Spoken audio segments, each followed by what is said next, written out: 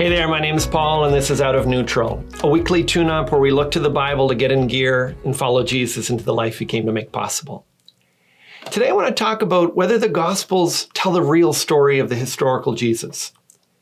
Have you ever wondered how much confidence you should put in the four Gospel accounts that open the New Testament? Are they just legends? Should we read them as reliable accounts of what Jesus actually did? Could they have preserved Jesus' teachings after such a long time? These are questions I asked when I first began to investigate Christianity. But a course that I'm taking in the Gospels with Wayne Baxter this term has given me greater clarity in understanding them. Let me share what I've learned. Scholars today estimate that the Gospels were written somewhere between the mid-60s to the mid-80s. That places them 30 to 50 years after the events they describe. It's generally accepted this isn't enough time for a full-blown legend to develop. But the question still remains, whether Jesus' teachings and the events of his life could still be accurately recorded after all this time. Consider the following. First, memorization was at the heart of first century education. Schools today don't place a lot of stress on rote learning. We try to teach children to think because any facts they'll need are just a click away. In the first century, that wasn't the case. Rabbis expected their disciples to memorize their teachings, and disciples were eager to do so.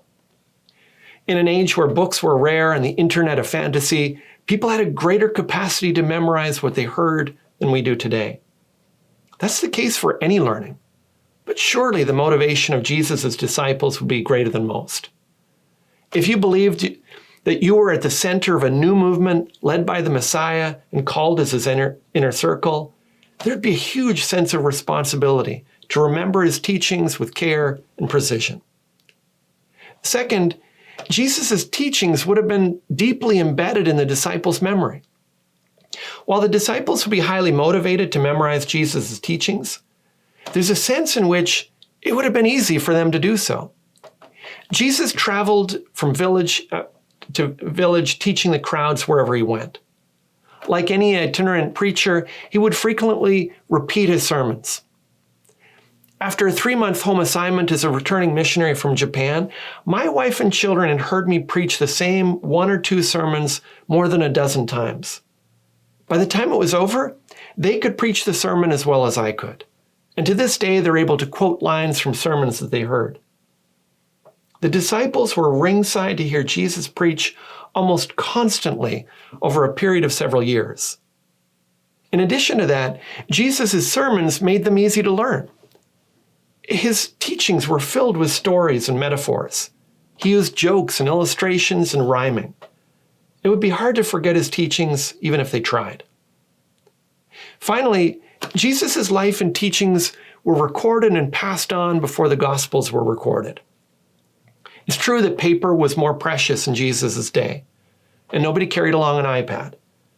But it's likely that some of the disciples would have taken notes as they listened to Jesus. Luke tells us as much. In the opening verse of his gospel, he says that many have undertaken to compile a narrative of the things that have been accomplished among us. In other words, he sees his gospel as just one of many accounts. Then in the next verse, he adds, just as those who from the beginning were eyewitnesses and ministers of the word have delivered them to us. So before Jesus ever began to record his gospel, or before Luke ever began to record his gospel, eyewitnesses to Jesus' ministry and teachers in the early church were carefully passing along that message. The disciples didn't have time to forget what Jesus had taught. On the day of Pentecost, the church was born with 3,000 members, and it was all hands on deck to try and teach and disciple the new converts. They would be given a steady diet of the vivid eyewitness accounts. After several decades had passed, the eyewitnesses started to pass away, and the church was expanding to the far reaches of the Roman Empire.